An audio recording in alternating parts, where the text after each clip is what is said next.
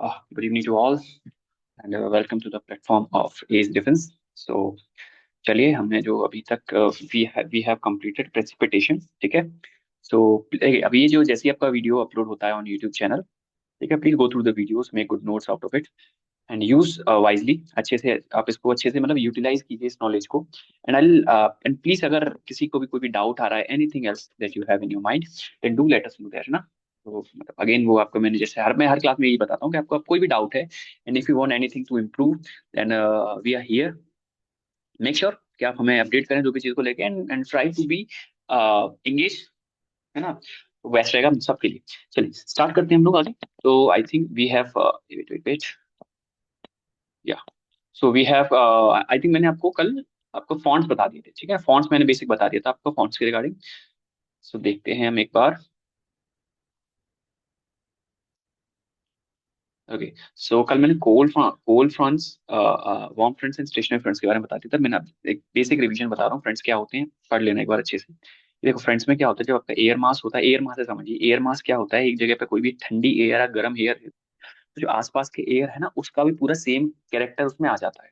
अगर ठंडा एयर है तो वो पूरा ठंडा हो जाएगा एयर आसपास का भी, और गर्म एयर है तो उसका गर्म एयर हो जाएगा, ठीक है। तो ये आपके होते हैं एयर मासेस। तो एयर मासेस में क्या था, हॉट एयर मास जब कोल्ड एयर मास की तरफ जाता है तो आपका वार्म एयर मास हो जाता है, cold air mass hot air mass की तरफ जाता है कोल्ड एयर मास होता है। जब दोनों एयर मास मूव नहीं करते हैं तो आपकी स्टेशनरी एयर मास रहते हैं। फिर बात करते हैं फ्रंट्स की। तो फ्रंट्स में मैंने आपको तीन बताया था, cold fronts, warm fronts and stationary fronts. वही जो मूवमेंट है एयर मास वाला वो ठीक है। तो इसके बाद क्या होता है, जो कोल्ड फ्रंट्स बनते हैं तो आपका फ्रीक्वेंट रेन होगा, थंडरस्टॉर्म होगा, टेम्परेचर कम हो जाएगा, ठीक है ना। ध्यान रखना ये आपका पीवाई क्यू है, उसमें क्यूलोनिंबस क्लाउड बनता है। वार्म फ्रंट में आपका निम्बो स्ट्रेटस क्लाउड बनता है। स्टेशनरी फ्रंट में मतलब ज्यादा बारिश वारिश नहीं होती, क्लाउडी रहता है। तो बाद सबसे आता है इंपॉर्टेंट ऑकुलेट फ्रंट, ठीक है। ऑकुलेटेड फ्रंट में क्या रहता है, आपके जो एयर मास है उनका सैंडविच हो जाता है। हॉट एयर मास दो कोल्ड में, एक कोल्ड के बीच में हो सकता है, कोल्ड एयर मास आपके दो हॉट के बीच में हो सकता है। तो वहां से आपके जो कंडीशंस बनते हैं that eventually cause severe snow storms, ठीक है ना। स्नो स्टॉर्म्स होंगे, बर्फबारी होगी काफी ज्यादा। जैसे कि मैं आपको बताता हूँ, आपको पता हो तो आपके सिचुएशन होते हैं, ब्लिजर्ड्स होते हैं ना, ब्लिजर्ड्स होते हैं। ब्लिजर्ड्स क्या होते हैं मैं बताता हूँ। कोल्ड आपके ये आपकी प्राइमरी विंड्स हैं, जो लोकल विंड्स हैं आपकी, जो स्पेशली नॉर्थ अमेरिका ये सब एरिया वाले एरिया में ना आपको बहुत ज्यादा ठंडी हवाएं चलती है। स्नो स्टॉर्म्स होते हैं, उसको ब्लिजर्ड बोलते हैं, नॉर्थ अमेरिकन टर्म है, ठीक है। जोग्राफिकल टर्म है, जो अभी जैसे हमारे लू चलता है, गर्म हवा होता है, इसमें ब्लिजर्ड चलते हैं, ठंडी हवा होती है, बहुत ज्यादा ठंडी हवा विद स्नो स्टॉर्म्स। तो ये चीज है, तो उसके इसका कहीं ना कहीं सीरियस आपको आपको सेम सेम दिखेगा आपको, ठीक है। यहाँ तक कर लिए था, आप एक बार देख लेते हैं आपके जो मैंने साइक्लोनिक या फ्रंटल रेन क्या रहता है। देखो this occur due to the convergence of extensive air masses, मैंने जो एयर मासेस बताया था, ठीक है। When two contrasting air masses like cold polar air mass और warm westerly air mass coming from the opposite direction converge along a line, ठीक है ना। ये पूरा ऐसे, ये देखो यहाँ से कोल्ड एयर आ रहा है और आपको वार्म एयर जा रहा है। अच्छा एक फिनोमेना ध्यान रखना है, जो कोल्ड एयर होता है, कोल्ड एयर होता है वो हैवी होता है। हैवी होने की वजह से इट विल सिंक डाउन। जो हैवी एयर होता है, जो सॉरी हॉट एयर होता है, हॉट एयर होता है वो लाइट होता है, तो it will rise up. And that is the reason जो एसी होता है वो आपके अराउंड अराउंड सीलिंग लगता है ना। सीलिंग लगता है या फिर आपकी हाइट पे लगता है। और जो हीटर्स होते हैं, वहीं पे जो हीटर्स होते हैं, रूम हीटर्स होते हैं, वो आपको ग्राउंड की साइड, ग्राउंड लेवल पे रखते हैं। रीजन क्या है कि गर्म हवा होगी तो धीमे धीमे करके राइज होगी, कोल्ड हवा होगी तो ये तो जैसे कि एक रूम है ये देखो, ये क्वेश्चन पूछा जा चुका है, वो क्लासिक क्वेश्चन है। जैसे एसी हम लोग यहाँ पे ही लगाते हैं, जैसे स्प्लिट एसी होता है। अगर ये बेड यहाँ पे पड़ा हुआ है तो एसी होगा यहाँ से, तो क्योंकि हवा क्या होता है, ठंडा होता है, कोल्ड एयर ठंडा होता है इसका। तो सॉरी कोल्ड एयर जो होता है वो हैवी होता है, तो वो इट विल सिंक डाउन, तो आपके पूरे रूम को ठंडा करेगा। वहीं पे यहाँ पे जो हीटर लगा हुआ है तो ये क्या होगा, इस पे गर्म एयर निकलेगी तो वो राइज अप करेगी, ठीक है। तो ये फिनोमेना याद रखना हम, क्योंकि ये फिनोमेना मतलब एक्सटेंसिवली यूज होता है हमारे पे। इसको क्लियर करता हूँ एक बार, मैं चेक करूंगा, मैं डिस्प्ले आपको विजिबल है ना, और रिकॉर्ड हो रहा है क्लास, या कूल, ठीक है। देखते हैं। सो तो देखिए the warm wind lift upward में यही होता है, वार्म विंड है वो ऊपर की तरफ बढ़ती है along this front, and cold air का है बीइंग हैवियर वो आपकी सेटल डाउन हो जाती है ना। देखो तो ये जो पोजीशन बनता है, तो इससे क्या होगा, इसके अपने यहाँ पे आपकी क्लाउड बनने लग जाएंगे, वो बारिश वगैरह होगी, फिर जो भी चीज होती है ना, ठीक है। The front is a zone of intensification of low pressure। इसमें क्या होता है, प्रेशर लो होता है, कूलिंग कंडेंसेशन होगी, क्लाउड फॉर्मेशन होगा, रेन होगी, और ये पूरे प्रोसेस को कहा जाता है फ्रंटोजेनेसिस। ठीक है। तो जब फ्रंटल रेन होती है, इसको फ्रंटल बोलते हैं, इसको साइक्लोनिक रेन भी बोलते हैं, और ये फ्रंटोजेनेसिस इस प्रोसेस का नाम है। तो just in case they ask about what do you mean by frontogenesis? So basically it is nothing but the process by which we see frontal rainfall, ठीक है ना, तो उसको फ्रंटोजेनेसिस बोलते हैं ना, बेसिक फॉर्मेशन। हाँ, अब देखो यहाँ पे मैं साइक्लोन्स पढ़ाऊंगा मैं आपको, ठीक है ना, इसके बाद मैं आपको साइक्लोन्स होगा तो साइक्लोन्स करा दूंगा, ठीक है। उसके बाद करेंगे साइक्लोन्स के बारे में बात करेंगे, इसी के साथ में आपको क्लाउड सर्विस को, क्लाउड के बाद में आपको साइक्लोन कराऊंगा। हाँ, देखो टेम्परेट साइक्लोन्स बनते हैं, ठीक है। तो आपको temperate cyclone also produce frontal rainfall in India during the winter season. तो जो आपका जो नॉर्थ वेस्टर्न पार्ट में जो आपका क्या कहते हैं, विंटर रेन होता है, विंटर रेनफॉल होता है, दैट इज ड्यू टू क्या होता है, साइक्लोनिक रेनफॉल होता है इसको, है ना, वो आपका टेम्परेट साइक्लोनिक की वजह से होता है, वो प्रोसेस यही होती है आपकी फ्रंटोजेनेसिस की वजह से ही होता है, जिसको हम वेस्टर्न डिस्टर्बेंस, ठीक है ना, वेस्टर्न डिस्टर्बेंस में आपको बताऊंगा मैं सारा। तो वेस्टर्न डिस्टर्बेंस हम इसको बोलते हैं, ठीक है। साइक्लोन्स के बाद करेंगे तो उसमें आपको वेस्टर्न डिस्टर्बेंस बताएंगे, हम साइक्लोन्स के बारे में पढ़ेंगे, ठीक है। और इंडिया का जो रेनफॉल पैटर्न है वो क्या है, क्यों है, वो भी सारा कुछ हम लोग करेंगे आगे, ठीक है। मैं एक दो चीजें बता देता हूँ आपको यहाँ पर, ठीक है, मैंने कोल्ड फ्रेंड्स बता दिए थे। अच्छा, एक कभी क्वेश्चन पूछा जाए, मुझे याद आ गया इससे, एक क्वेश्चन कभी पूछा जाए कि जैसे आपको देखो जो इंडिया है, मैं आपको बेसिक बता रहा हूँ, देखो ना, ठीक है ना, ध्यान रखना। मैं आपको बेसिक बता दूं, पूरा चैप्टर है मेरे पास, देखो।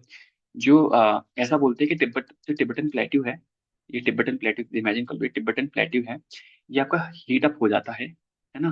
तो देखो एक एक प्रोसेस होती है, प्रोसेस को समझिएगा आप, एक बार इसको क्लियर करूँ। जब भी जैसे ये सन है, जब सन किसी जगह पे पड़ेगा, जैसे कि तो यहाँ पे क्या होगा, इसको गर्म करेगा, तो गर्म करने से क्या होगी, जो एयर होगी वो राइज हो जाएगी, क्योंकि देखो ये क्या है, यहाँ पे जो एयर है, तो यहाँ पे होगा ड्यू टू हीट, जो समझना, इसी इसी फिनोमेना को जब हम आगे साइक्लोन्स पढ़ेंगे तो आपको और समझ में आएगा। ड्यू टू हीट, हीट से क्या होगा, उसका टेम्परेचर वार्म हो जाएगा, air rise, air rise up. इससे क्या हो जाता है, जैसे ही आपकी एयर यहाँ से चली जाएगी, तो ये यहाँ पे तो वैक्यूम हो जाएगा, तो इसको हम बोलेंगे low pressure zone. Pressure belt भी पढ़ेंगे ना, तो उसको आपको अच्छा आएगा, लो प्रेशर जोन। देखो उसको क्या बोलेंगे, लो प्रेशर जोन, ठीक है। अब देखो लो प्रेशर जोन हो गया, मतलब यहाँ वैक्यूम हो गया, तो अब इसको फिल करने के लिए क्या आएगी, ठंडी हवा आएगी यहाँ से, है ना, कोल्ड आएगा, कोल्ड एयर आएगी। वो क्यों, गर्मी सकअप होगी, कैसे, क्योंकि एक नेचुरल ग्रेडियंट बन जाता है। देखो कोल्ड होता है, वो नेचुरल ग्रेडियंट जाएगा वैक्यूम की तरफ, क्योंकि यहाँ पे वैक्यूम क्यों बना है, क्योंकि जो आपकी वार्म एयर थी वो तो हल्की होती तो वो ऊपर उड़ जाएगी, तो यहाँ पे क्या होगा आपका फुल सिचुएशन, यहाँ पे क्या होगा, बहुत ही आपकी शांत से शांत होने लग जाते हैं मौसम ना, जो कहते हैं ना, एक कहावत है कि तूफान से पहले की जो शांति होती है, ठीक है। तो एक्चुअल में होता क्या है कि जो ये एरिया होता है यहाँ पे आपका ना लो प्रेशर जोन बन जाता है, लो प्रेशर जोन बन जाता है, ठीक है। तो वहां पे क्या होता है, जो दूसरी आपकी जो हवाएं होती है वो उस जगह पे भागती है ना। तो वो चीज है, अब इसको मैं क्यों समझा रहा हूँ, इससे समझिए आपका कैसे जो इंडिया की जो आपकी जो रेनफॉल है ना, मैं उसके बारे में एक बार आइडिया बता। तो आपको कहते हैं, अगर देखो इसके मल्टीपल थेरी से मैं बता रहा हूँ, जो टिबेटन प्लेट्यू है, ठीक है ना, ये हीट अप हो जाता है, ये गर्म हो जाएगा। तो गर्म होने की वजह से क्या होगा कि यहाँ पे तो आपका लो प्रेशर जोन बन जाएगा, लो प्रेशर। और जो एयर होता है, जो एयर होता है वो always move low to high pressure, उल्टा बोला ना। हाँ, हाँ लो प्रेशर, लो उल्टा, एक मिनट, हाई टू लो, उल्टा बोल ना, नेचुरल ग्रेडियंट खराब हो, high to low pressure, high to low pressure की तरफ आपका एयर मूव करता है, तो यहाँ पे लो प्रेशर होगा। और देखो यहाँ पे क्या है, आपका ये पूरा इंडियन ओशन वाला ये रीजन, ये पूरा इंडियन ओशन है, इंडियन ओशन है। देखो यहाँ पे हाई प्रेशर है, यहाँ पे क्या प्रेशर ज्यादा है, क्योंकि आपकी क्लाउड्स वगैरह भी है ना। तो अब देखो यहाँ पे लो प्रेशर हो गया, यहाँ पे हाई प्रेशर हो गया, तो हाई टू लो होता है, तो हाई से ही कहाँ भागेगा, ये इधर भागेगा, है ना। तो ये जो आपका होता है, यही हमारा मानसून होता है। जो मानसून हम बात करते हैं वो एक्चुअल में क्या होते हैं, वो आपकी सीजनल विंड्स होती है। Monsoon is nothing but reversal seasonal winds बोलते हैं हम, ठीक है ना। ध्यान रखना, ये आपका टर्मिनोलॉजी ध्यान रखना, रिवर्सल रिवर्सल सीजनल विंड्स बोला जाता है आपके मानसून, है ना। हम आगे पढ़ेंगे इसके बारे में जब और अच्छे से, मैं आपको बेसिक बेसिक बता रहा हूँ यहाँ पे मानसून के बारे में। तो ये चीज हो गया। तो देखो यहाँ से जैसी आपकी हवाएं आती हैं, तो आपको पता है ना कि आपको जो केरला में सबसे पहले मानसून आता है, एक्चुअली में ये आपका पार्ट केरल ही है। देखो अब यहाँ से क्या दो ब्रांचेस जाती, एक जाती है इस तरीके से, है ना, इसको हम बोलते हैं नॉर्थ वेस्टर्न, है ना। आपकी ब्रांच चली जाती है, और आपकी एक इधर चली जाती है ना। तो एक चली जाती है, ये होती है आपकी अरेबियन ब्रांच, ये होती है आपकी बे ऑफ बंगाल ब्रांच, ठीक है ना। फिर वो जाके बारिश करती है, ठीक है। तो हमारे आता आता जैसे मैं राजस्थान से हूँ, तो राजस्थान में पड़ेगा आपको, मेरा ये पूरा राजस्थान एरिया पूरा पड़ेगा। तो इस तरीके से ये चीज रहती है। हम अब आगे हम लोग बताएंगे। तो अब मैंने आपको ये क्यों बताया यहाँ पे, क्योंकि देखो हम लोग थोड़ा सा पढ़ेंगे आपकी डिस्ट्रीब्यूशन ऑफ रेनफॉल का जो आपका रहेगा। तो रेनफॉल आपको पता होनी चाहिए कैसे होती है, ठीक है। फिर मैं पूरा इसका बताऊँ, उसका will start with the clouds. तो आपको ये पता चल गया, ये मैंने आपको एक मोटा मोटी आइडिया बता दी कि कैसे हमारे इंडिया में रेनफॉल होता है, क्योंकि इस पे क्वेश्चन आएंगे आते हैं, मतलब तो काफी, मतलब इस पे अगर क्वेश्चन आता है तो काफी अच्छे लेवल का क्वेश्चन पूछा जाएगा आपसे, पूरा पूछा जा सकता है अच्छा क्यों होता है। अच्छा इसी से एक चीज ध्यान रखने, काफी काफी फेमस क्वेश्चन है, तो देखो फिर हम जब लो प्रेशर हाई प्रेशर पढ़ेंगे तो बताऊंगा। बस इतना याद रखो अभी के लिए पॉइंट, जो पंजाब है, पंजाब है ना, तो इसको दोनों ब्रांच से इस पे बारिश होती है, अरेबियन ब्रांच से भी होते receive rainfall, both Arabian, both Arabian branch से भी लेता है, एंड बे ऑफ बंगाल, ठीक है। ये चीज बस ध्यान रखना। चलो आगे बढ़ते हैं हम। अब बात करते हैं डिस्ट्रीब्यूशन ऑफ रेनफॉल, रेनफॉल का डिस्ट्रीब्यूशन कैसे है। देखो जो रेनफॉल है हमारे यहाँ पे देखेंगे, है ना, तो इक्वेटर से सीधे फ्रॉम इक्वेटर टुवर्ड पोल। तो देखो यहाँ पे इक्वेटर से पोल की तरफ देखेंगे तो कम होती चली जाती है। रीजन क्या है, सिंपल सा रीजन है कि इक्वेटर पे जो है आपका काफी सारे जैसे ओशंस वगैरह हैं, वो काफी ज्यादा हैं, वो पहली चीज प्रेवलेंस ऑफ वाटर है। उसके बाद क्या है वहाँ पे, उस पर ये फैक्टर भी इंपॉर्टेंट है और एक मिनट वेट कीजिएगा जरा। वेट वेट वेट वेट ना, थोड़ा सा वो उसकी वजह से थोड़ा सा दिक्कत रहा होगा। एक मिनट रुकना, नेटवर्क इशू था, मेरा वाईफाई एकदम चढ़ गया था। सर मैं दोबारा कनेक्ट करूँगा आपको, ठीक है। एक सेकंड दीजिएगा आप मुझे जरा।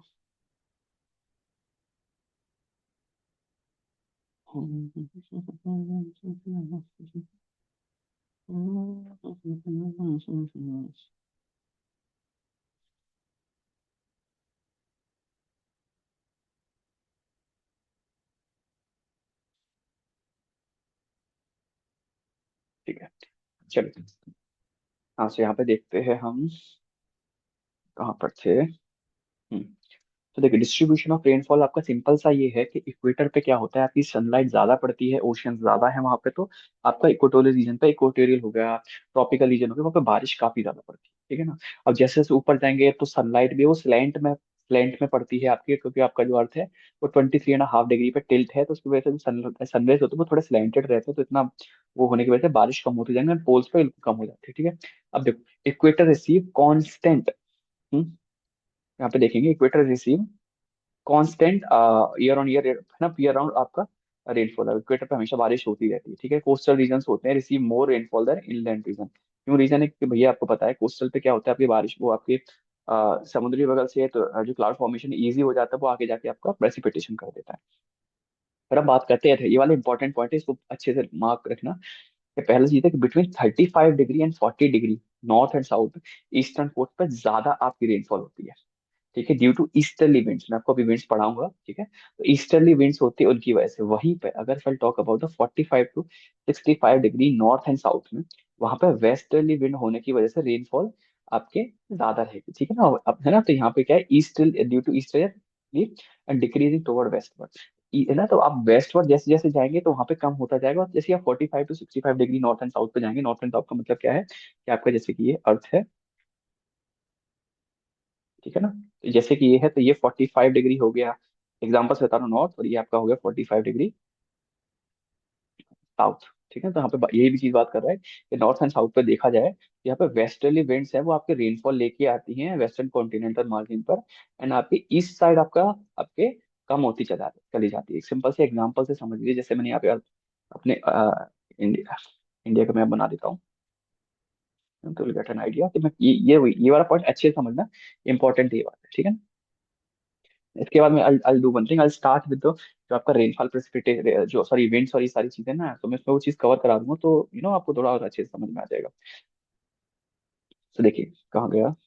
तो देखो इसमें देखो पहला वाला पॉइंट क्या कह रहा है कि अगर फॉर एग्जांपल अगर आपका ये आपका होता, तो आपको जैसे आपका अपना अर्थ अगर 35 डिग्री अपना अभी हाइपोथेटिकल का सिचुएशन है, इंडिया है ना, जैसे मान लो फॉर एग्जांपल आपका इंडिया का 35 degree to 40 degree north south में होता, नॉर्थ नॉर्थ में या फिर साउथ वाले रीजन में होता, ठीक है ना, तो वहां पे क्या होता, ईस्टर्न कोस्ट पे यानी इस वाले ईस्टर्न कोस्ट पे यहाँ हैवी रेनफॉल,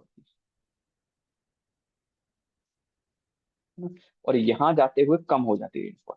वहीं पे अगर मैंने लेट सपोज कोई भी और दूसरा करके देश ले लिया, मैंने कुछ भी ऐसा करके देश बना दिया, और ये आपका क्या है 45 डिग्री से 65 डिग्री नॉर्थ या साउथ पर है, ठीक है ना, तो यहाँ पे क्या होगा, यहाँ पे हैवी रेनफॉल होगी, वेस्टर्न मार्जिन पे ज्यादा होगी, और यहाँ पे जाते जाते रेनफॉल कम हो जाएगी। तो यही चीज ये पॉइंट ये वाला जो पॉइंट है ना कहना चाह रहा है, इंपॉर्टेंट बहुत ज्यादा है, इसको अच्छे से समझ लो। रीजन क्या है, वेस्टर्न ईस्टर्ली विंड्स होती है, वेस्टर्ली विंड्स होती है, ठीक है, नाम से पता चल रहा है ना, तो ठीक है, जो आपकी ईस्टर्ली विंड्स होती हैं, ठीक है ना, हम लोग ये उनका ITCZ वगैरह बताऊंगा, तो वहाँ पे आपको ये चीज एक्सप्लेन कर दूंगा, प्राइमरी विंड्स एंड ऑल, सुन दीजिएगा मुझे, ठीक है, जो पॉइंट्स अच्छे से समझना।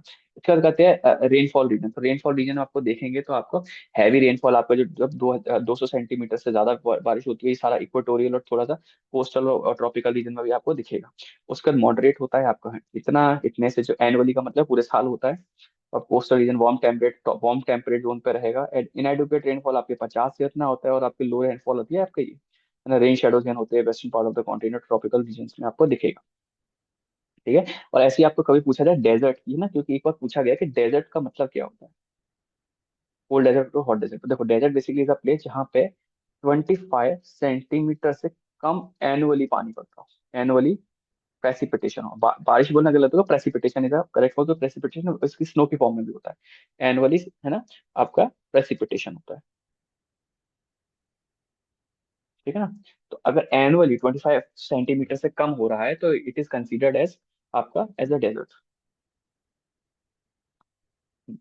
अब ना, अच्छा देखो यहाँ पे मैंने आपको बेसिक बेसिक करा दिया है, पॉइंट्स वगैरह कराने थे, हालांकि ये वाला जो टॉपिक है ना, ये मैं उसमें कराता हूँ, विंड्स में कराता हूँ, पर मैंने थोड़ा सा इसके चक्कर में डाला है कि आपकी थोड़ा रेनफॉल से रिलेटेड है ना, पर मैं क्लाउड्स के बाद मैं अल ट्राई मैं आपका विंड्स कराऊंगा, ठीक है।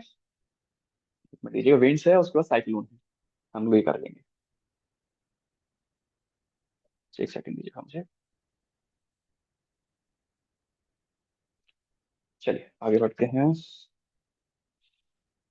अब बात करेंगे क्लाउड्स की, देखो क्लाउड्स का एक इतना छोटा सा टॉपिक है, और आपको बहुत ही मतलब इजी चैप्टर होने के साथ साथ इसमें से एक क्वेश्चन और कभी कभी दो दो क्वेश्चन पूछ लिए जाते हैं, तो इससे एक क्वेश्चन आपका 101% कंफर्म रहता है आपका, चाहे आपका CDSE एग्जाम हो, चाहे आपका CAPF एग्जाम हो किसी का हो, या फिर आपका NDA का एग्जाम हो, ठीक है ना, इसका एक क्वेश्चन रहेगा, तो इसको इस वाले टॉपिक को अच्छे से पढ़ना। Cool? चलिए बढ़िया, आगे स्टार्ट करते हैं मैं। हाँ सो देखिए, अ, मैं यहाँ पे रिकॉर्ड हो रहा है ना ये। हम्म सो देखिए यहाँ पे क्या रहता है, देखो क्लाउड क्या होते हैं actually, cloud is nothing, moisture और डस्ट के जो भी आपके एक्यूमुलेशन होता है उसको हम क्लाउड बोलते हैं, ठीक है ना। क्लाउड के देख लो, compose of water, water droplets हो सकते हैं, आइस क्रिस्टल से हो सकते हैं, ठीक है, कंडेंसेशन ऑफ वाटर, ये जो भी है influencing bye climate both cooling and warming effect, ठीक है। अब देखो टाइप्स ऑफ क्लाउड है, मैं अभी इससे पहले मैं आपको बेसिक जल्दी जल्दी बताता हूँ सेग्रीगेशन का। तो मैं ना एलिवेशन पे, एलिवेशन के अकॉर्डिंग, है ना, एलिवेशन या बोल दो ऑल्टीट्यूड,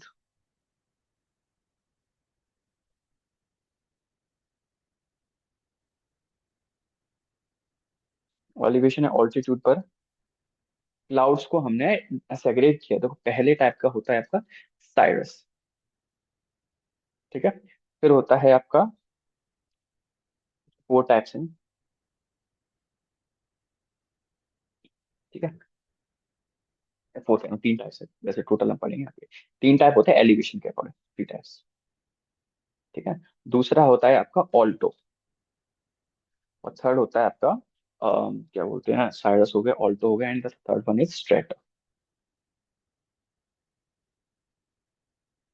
ठीक है। तो साइरस होता है, इट इज हाईएस्ट,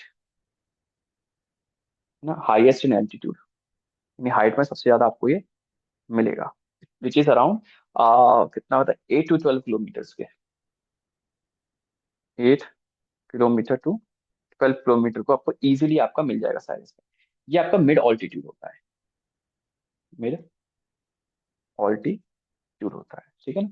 ये आपका लो ऑल्टीट्यूड होता है। अब इनके आपके डेटा नहीं दिए हैं एनसीईआरटी में, so you do not need to worry about it के सर इसका भी हमको याद करना पड़ेगा, नहीं, है ना। ये आपके, मैंने आपको बेसिक हाइट के हिसाब से बताया, आपके तीन है, ठीक है ना, तीन क्लाउड्स होते हैं। फिर उसके बाद एक टाइप का क्लाउड है जिसको हम बोलते हैं निम्बस, थोड़ा चेंज करता हूँ मैं। फिर आपका एक होता है निम्बस क्लाउड।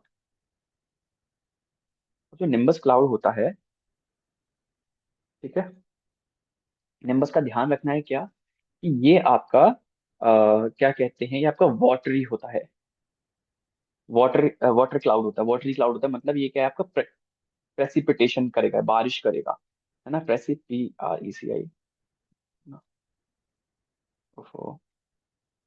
प्रेसिपिटेशन, ठीक है, प्रेसिपिटेशन करने वाला ये क्लाउड रहता है, निम्बस क्लाउड रहता है, डार्क रहता है, वाटर रहता है ना, इसका कलर भी है ना, प्लस का कलर भी डार्क होगा, डार्क होगा या फिर ग्रे हो सकता है। जो बारिश के टाइम पे तो देखा है, जो हमारे क्या कहते हैं, मानसून के टाइम पे जो एकदम बादल काले हो जाते हैं ना, तो वो आपके एक्चुअल में निम्बस क्लाउड होते हैं, ठीक है ना। फिर एक टाइप और होता है, इसको बोलते हैं आपका, ये चौथा टाइप कौन सा होता है, एक होता है आपका क्या होता है, क्यूमुलस, क्यूमुलस। अब क्यूमुलस को, इसका कलर चेंज करता हूँ,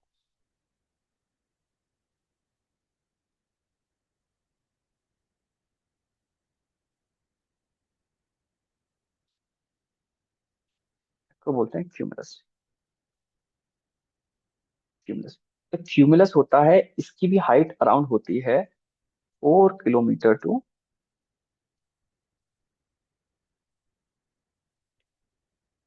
7 किलोमीटर, 4 से 7 किलोमीटर के बीच में रहता है इसका। अब इसको देखो, इसका क्या शेप काफी डिफरेंट होता है, ये ना कॉटन का हीप ऑफ कॉटन होता है, हीप ऑफ कॉटन। तो जो हम बनाते हैं इस तरीके से क्लाउड, वो एक्चुअल में ये क्यूमुलस और निम्बस का शेप इन्हीं जैसे का होता है, ठीक है ना। और क्यूमुलस का स्पेसिफिकली बोला जाए तो क्यूमुलस कैसा होता है, क्यूमुलस होता है फ्लैट बेस के साथ ऐसा, ये क्यूमुलस होता है, heap of cloud and have flat base, have flat base. देखो मैंने ना बेसिक बता रहा हूँ, ठीक है, फ्लैट बेस होगा, ठीक है ना, ये सारी चीजें होंगी। तो ये होगा आपका क्लाउड के रिगार्डिंग। अब हम पढ़ेंगे आगे इसमें डीप में। तो देखो फर्स्ट देखो, अब मैं जो आपको बता दिया तो आपको थोड़ा आइडिया मिल गया। देखो तो पहली बात करते हैं साइरस की। तो यहाँ पे किस किस तरीके के क्वेश्चन बने हैं मैं आपको वो भी समझाता चलूंगा, साथ ही साथ किस तरीके से पीवाई पूछा गया है। तो देखिए साइरस में देखिए कि they are thin, separate and with a delicate feather like appearance, ठीक, कैसे इनका अपीयरेंस होता है, फेदर लाइक अपीयरेंस होता है। तो जैसे ही आपको देखेंगे साइरस क्लाउड के बारे में, तो आपका ये फेदर लाइक अपीयरेंस रहेगा। और इसकी हाइट प्लीज, अब पता है क्या, आपको एनसीईआरटी में दिया हुआ है आपका 800 मीटर, 8000 मीटर से 12000 मीटर। अब रिसेंट क्वेश्चन पता है क्या किया था, उन्होंने यही पूछा था, उन्होंने बोलते थे 8 kilometre to 12 kilometre. What they have done is they have changed the metric of these facts, that's all। ठीक है, तो ध्यान रखना क्वेश्चन आपको वहीं से बन रहे हैं बार बार, तो ये चीज आपको ध्यान रखनी है ना। उसके बाद देखिए फेदर लाइक होता है ऑलवेज वाइट। देखो अब यहाँ पे क्या है, always white and compose of ice crystals. ये अब ज्यादा हाइट पे रहेंगे तो ओबियस है, तो इसमें आइस क्रिस्टल का डेवलपमेंट तो होगा ही होगा, और आपके व्हाइट कलर में, ठीक है ना। तो ये आपके इंपॉर्टेंट पॉइंट्स हैं, ये इसके की की पॉइंट्स है, ठीक है ना, तो अच्छे से इसको समझते हुए चलना।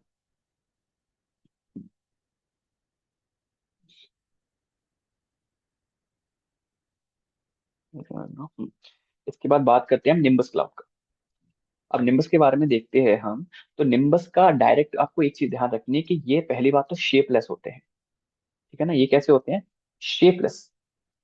यहाँ पे देखिए, shapeless masses of thick vapour, ठीक है, plus they are watery cloud, है ना। देखो फाउंड एट इंटरमीडिएट ऑल्टीट्यूड, यानी ज्यादा हाइट पे नहीं होते, मिड ऑल्टीट्यूड से आपके, और क्लोज टू द अर्थ, ठीक है ना। तो अगर आपसे डायरेक्ट पूछा जाए कि आपके निम्बस क्या आपके लो लेवल से, यस, ये आपके लो लेवल पर होते हैं, लो टू मिड रहते हैं, लो टू मिड रेंज पर रहते हैं, ठीक है ना, लो टू मिड रेंज पर रहते हैं, है ना, विद नो स्पेसिफिक शेप, इनका कोई ऐसा ऐसा पर्टिकुलर शेप नहीं होता है। उसके बाद क्या होता है, इनका कलर डार्क रहेगा, ब्लैक रहेगा, या डीप ग्रे कलरेशन रहेगा, and possess an exceptionally dense and sun blocking opacity. तो ये जो आपके निम्बस क्लाउड होते हैं ना, तो क्योंकि इन पे काफी ज्यादा मॉइस्चर होता है, ठीक है, डस्ट भी आपको इनके के कल चलते क्या होता है यहाँ पे, ये जो आपके निम्बस क्लाउड होते हैं, तो ये इतने ज्यादा डेंस होते हैं कि they even sometimes block the sun rays, ठीक है ना। तो हमको सन का ना वो अंधेरा अंधेरा सा दिन में भी ऐसा रात जैसे फील होता है ना, कोई बारिश होती है सर, एकदम एकदम एकदम एकदम अंधेरा हो गया बारिश के टाइम। तो that was due due to the nimbus cloud, ठीक है, शेपलेस होते हैं। उसके बाद बात करते हैं क्यूमुलोनिम्बस की। अब देखो, अब जब हम आगे जब क्लाउड्स पढ़ेंगे तो बेसिकली वो क्या करेंगे, इनके नाम को ना ऐड करते चलेंगे हाइट के हिसाब से। मैंने ऑल्टो ऑल्टो स्टेटस बोल दिया। ऑल्टो का मतलब मिड अल्टीट्यूड पर, स्टेटस का मतलब जो भी हम आगे पढ़ेंगे, ठीक है। निम्बस का देखो, हाँ, तो देखो क्यूमुलोनिम्बस, देखो क्यूमुलोनिम्बस होता है, इसका बहुत ही ज्यादा वर्टिकल अपड्राफ्ट होता है ना। ये आपको मैं बताऊंगा इसका कैसे क्वेश्चन पूछे। X tends well into the high levels of ground. Vertical updraft का क्या है, पहले वो छोड़ो, पहले ये समझो। जो क्यूमुलोनिम्बस होता है, क्वेश्चन कैसा आया था, cloud with vertical development, vertical development which cause precipitation, which cause precipitation, PREC precipitation, ठीक है ना। तो देखिए, अगर मैं यहाँ पे पिक्चर दिखाता हूँ आपको, तो ये देखिए क्यूमुलोनिम्बस देखिए। तो वर्टिकल देखिए, अगर इसका देखेंगे तो कितना बड़ा यहाँ से वर्टिकल इसका पूरा शेप बन रहा है। इसको हम बोलते हैं क्यूमुलोनिम्बस, ठीक है। ये चीज आपको ध्यान रखनी है। तो ये आपका क्वेश्चन पूछा जा चुका है, दिस इज द PYQ, जो मैंने बताई आपको एक PYQ है। इसका भी आंसर क्यूमुलोनिम्बस होगा।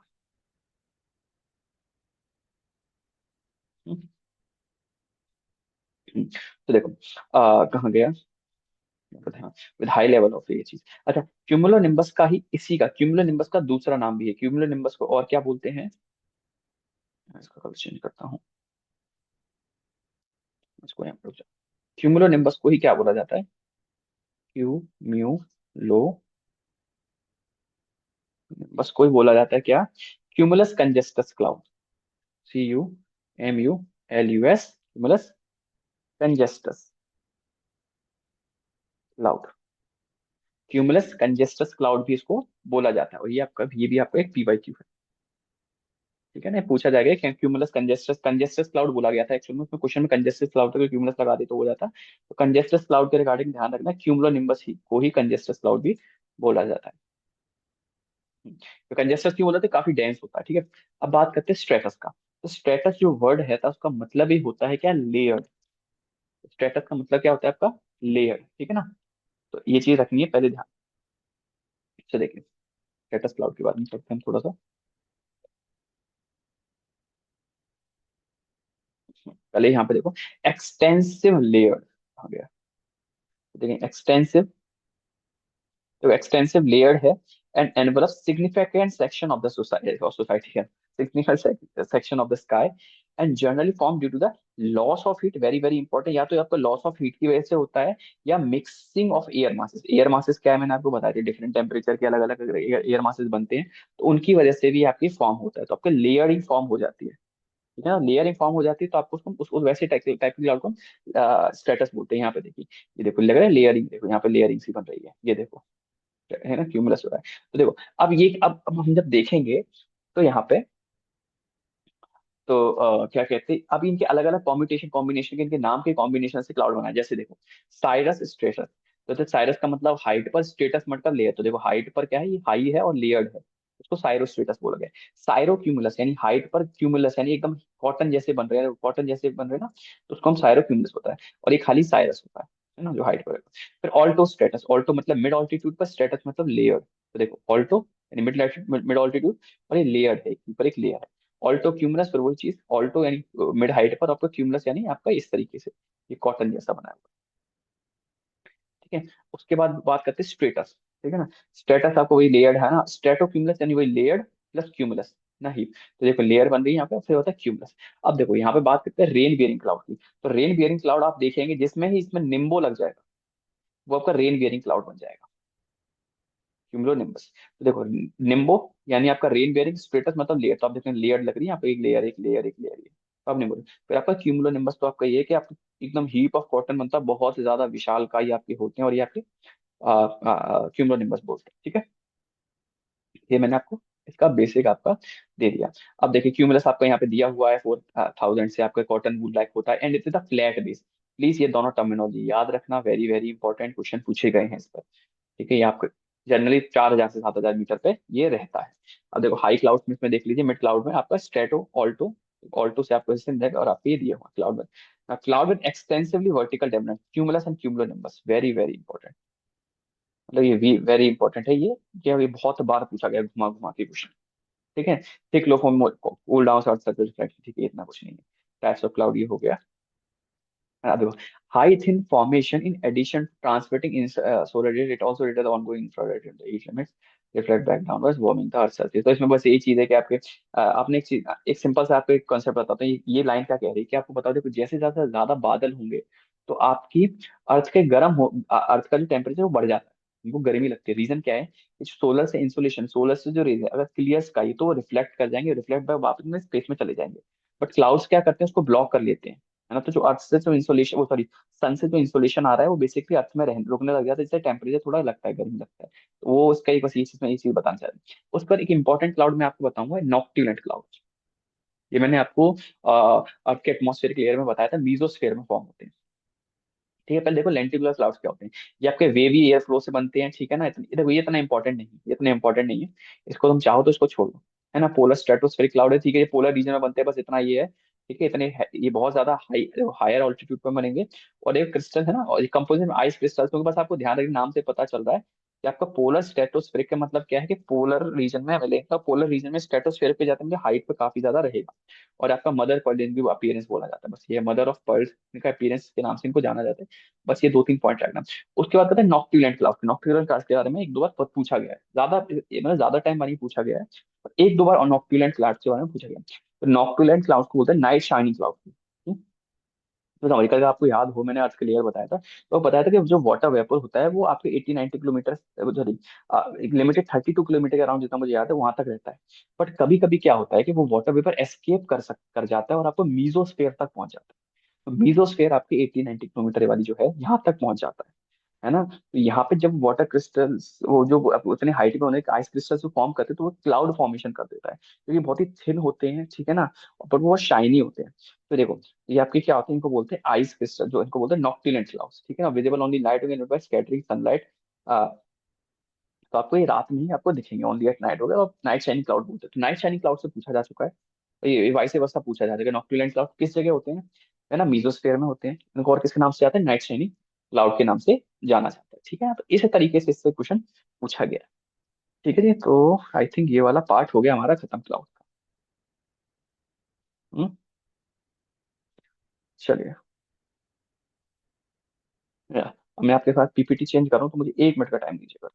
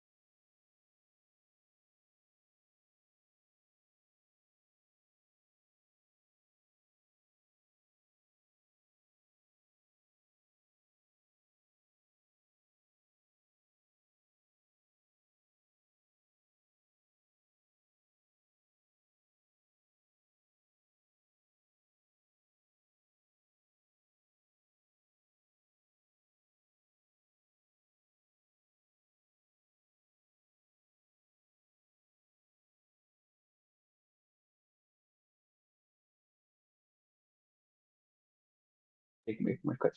हाँ तो मैं आपके साथ पीपीटी शेयर कर रहा हूँ ना। एक मिनट दीजिएगा। क्या हो गया ये, शेयर का ऑप्शन नहीं आ रहा। तो चलिए मैं आप आपसे ना यहाँ पे विल स्टार्ट विद आपका, को चेक कर लेता हूँ मैं। If it is visible, I believe it's, या इट्स विजिबल आई बिलीव। ठीक है, गुड। चलिए स्टार्ट करते हैं। हम्म, तो अभी मैं आपको थोड़े प्रेशर वेंट्स के बारे में बताऊंगा कि एटमॉस्फेयर हमारे पास डिफरेंट टाइप के प्रेशर वेंट्स हैं, वो क्या होते हैं, प्राइमरी वेंट्स सेकेंडरी वेंट्स क्या होते हैं, और वहीं से you will get an idea about the monsoon, है ना, जो मॉनसून वाला पार्ट है that I am also going to cover. ठीक है, तो चलिए बढ़ते हैं आगे। हाँ जी, तो कुछ अब देखते हैं प्रेशर वेल्स। प्रेशर वेल्स होते क्या है। तो देखो, मैंने आपको एक चीज बताई थी अभी इसी वाली क्लास में, कि जब क्या कहते हैं, जो आपके ये होते हैं, जब कोई भी जगह होता है जिसपे जैसे ही आपका हॉट एयर, जो हॉट एयर होता है वो एक्सपेंड करता है ना, तो इसकी वजह से वो लाइट हो जाती है, वो राइज अप हो जाती है। ठीक है ना, तो ये आप एक बार प्रेशर बेल्ट का बेसिक समझो, 7 प्रेशर बेल्ट से हम लोग पढ़ेंगे पूरा। तो उससे पहले समझिए, देखो जो प्रेशर बेल्ट होते हैं, देखो एयर एक्सपेंड होता है, हीट होता है and get compressed when cool. ठीक है, ये बेसिक एयर जैसे एक्सपेंड होगा हम उसको गर्म करेंगे, और कंप्रेस्ड होगा वो कूल होकर कंप्रेस्ड होगा। यही रीजन है कि आप ठंडे ग्लास को, मैंने एग्जांपल दिया था, आप ग्लास में ठंडा पानी डालेंगे तो उसके आसपास की एयर कंप्रेस होकर वो मॉइस्चर बन जाता है। ठीक है, यही रीजन होता है आपका जो बारिश वाला है। This variation, this results in the variation atmospheric pressure. तो इस वजह से एटमॉस्फेरिक जो प्रेशर है उसमें चेंज रहता है। ठीक, यहाँ पे दिया हुआ है डिफरेंट इन एटमॉस्फेरिक प्रेशर होते हैं, अलग अलग होते हैं, जैसे high pressure low pressure belt होती है। ठीक है ना, air in horizontal motion is wind. ठीक है, तो एक्चुअल में विंड है क्या है, विंड इज नथिंग, जो हॉरिजॉन्टल मोशन ऑफ एयर है, ये जो हॉरिजॉन्टल मोशन है of, horizontal motion of air, of air, actual में विंड है ही तो क्या है, ये तो ना हॉरिजॉन्टल जो मोशन होता है उसको हम कहते हैं विंड बोलते हैं। तो कन्वेंशनल मोस्ट विंड होते हैं, कन्वेंशनल करंट्स होते हैं, वो आपका क्या होता है, वर्टिकल मोशन होता है। ठीक है, देखो the wind redistributes the heat moisture across the latitude. जो विंड होती है यही पूरे क्या होते हैं आपके, आपके जितने लैटिट्यूड है वहां पे आपके हीट और मॉइस्चर को डिस्ट्रीब्यूट करती है, और कांस्टेंट टेम्परेचर ऑफ प्लेनेट का मेंटेन करने की कोशिश किया जाता है। ठीक है ना, तो vertical rising of the moist air होती है, उसी से आपके आपके क्लाउड्स और आपके प्रेसिपिटेशन होती है। तो ये तो आपका हो गया आपका हॉरिजॉन्टल। पर जो वर्टिकल मोशन हो रहा है ये वाला, तो ये आपके क्लाउड फॉर्मेशन में हेल्प करता है। ठीक है ना, ये मतलब बिल्कुल बेसिक है ना, इसमें तो अब इतना जरूरी नहीं है। ठीक है, अब मैंने जैसे आपको बताया कि आपका जो हॉट एयर होगा, जो हॉट एयर होगा वो क्या करेगा, एक्सपेंड होगा, एक्सपेंड होगा, तो वो लाइट हो जाएगी, लाइट वेट हो जाएगी। लाइट वेट की वजह से क्या हो जाएगा, इट विल राइज अप। वहीं पर कोल्ड एयर होगा तो वो कंप्रेस होगा, कंप्रेस होगा, वो it will become heavy. Heavy की वजह से वो क्या हो जाएगा आपका, जो आपका है सिंक डाउन, वो नीचे की तरफ आने लग जाएगा। ठीक है, बस ये चीज आप रखना है दिमाग में। चलिए आगे बढ़ते हैं। अब बात करते हैं एयर प्रेशर की। देखो डिफरेंट टाइप की बेल्ट हैं हमारे पास, एयर प्रेशर बेल्ट हैं। तो पहले देखते हैं आपको, मैं एक बार ये बता देता हूँ आपको, यहाँ से डायग्राम से समझिए आप। देखिए, जो आपका जैसे ये आपका अर्थ है, हमारा पूरा है, तो ये आपका है इक्वेटर, 0 डिग्री है। अब देखो 0 डिग्री पे आप देखो, सिंपल से इसमें एक बार तो समझा दो, इसके बाद थ्योरी पे भी जाऊंगा। तो आपको जो 0 डिग्री है तो वहां पे क्या है, आपको पता है कि बारिश कह रहा हूँ, सबसे ज्यादा सन होता है ना, तो सन की जो सनलाइट होती है, इंसोलेशन सबसे ज्यादा आपका इक्वेटर पर रिसीव होता है। इंसुलेशन मतलब क्या होता है, जो भी रेडिए, जो भी आपकी हीट एनर्जी है अर्थ की, जो सॉरी सन के से जो भी धूप रोशनी से हमको मिलती है, वो आपके इक्वेटर पर सबसे ज्यादा रिसीव होती है। ठीक है, तो सबसे ज्यादा गर्मी रिसीव होने की वजह से क्या होगा, वहां का जो एरिया है, वहां की जो हवा है, it will rise up. Rise up तो क्या होगा, वो जो एरिया है उसको बन जाता है लो प्रेशर। लो प्रेशर कहाँ है, कि मतलब जब वहां पे जो वहां की जो एयर थी वो गर्म होकर तो ऊपर चली गई, तो नीचे तो कोई एयर है नहीं है, तो नीचे एयर नहीं है, तो वो एरिया क्या होगा, लो प्रेशर का हो जाएगा। तो मैंने आपको जैसे ही बताया था कि जो एयर होता है, जो एयर का नेचुरल ग्रेडियंट है, एयर का फ्लो होता है, वो किधर होता है, हाई प्रेशर से लो प्रेशर की तरफ जाता है। इसको हम बोलते हैं नेचुरल ग्रेडियंट, नेचुरल ग्रेडियंट बोलते हैं। ग्रेडियंट, ये जो ग्रेडियंट वर्ड है इसका मतलब होता है, ये सिंपल सा बताता हूँ।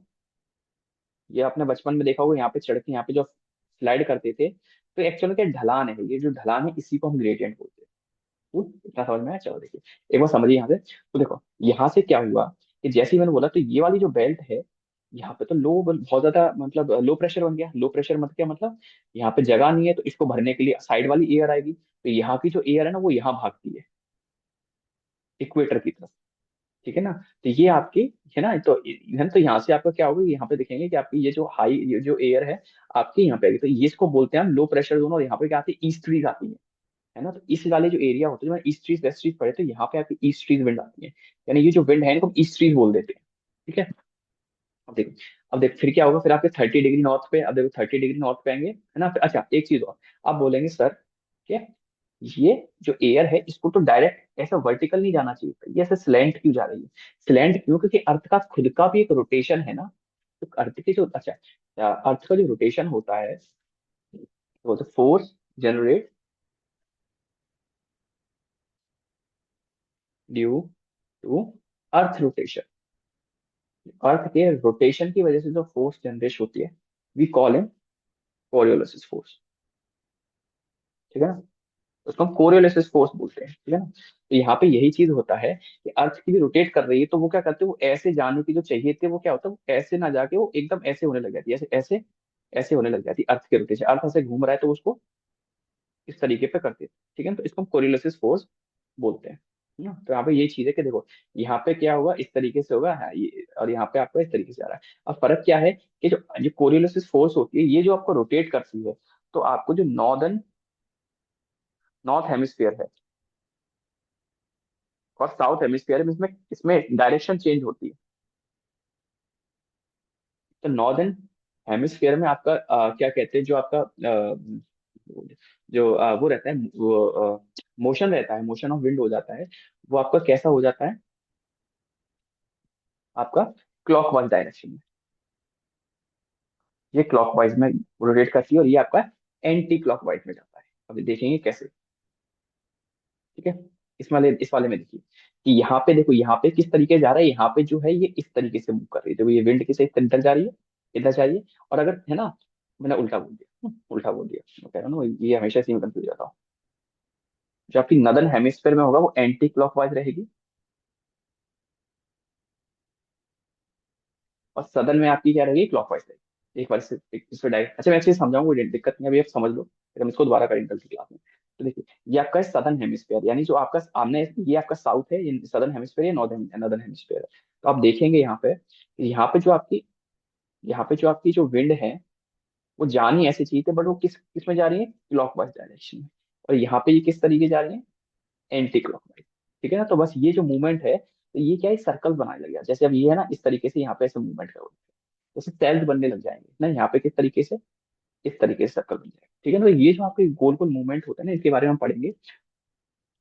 हाँ। तो अब ये चीज हुई बेसिक, बेसिक मैंने आपको बता दिया। तो अब देखो, है ना, तो यहाँ पे देखो, अब यहाँ पे इस तरीके से ही होगा कि यहाँ पे अगर मूवमेंट होगा ना, तो यहाँ पे देखो, यहाँ पे ऐसे जाने की वजह आपकी लो प्रेशर बन जाएगा, फिर हाई प्रेशर जोन बन जाएगा, इस तरीके से हम लोग बात करेंगे। तो देखो, since air mass it has also weight, important point है, एयर मास का खुद का वेट होता है। The pressure of the air at a given place is defined as a force exerted by all direction virtue in the weight of the above air। तो आपकी जो भी, आपकी जो भी इसके above air होती है, उसका वेट क्या हम बताते हैं। The weight of a column of air contain in unit area mean, हाँ अब एटमॉस्फेरिक प्रेशर की डेफिनेशन दी हुई है, इतना इंपॉर्टेंट नहीं है।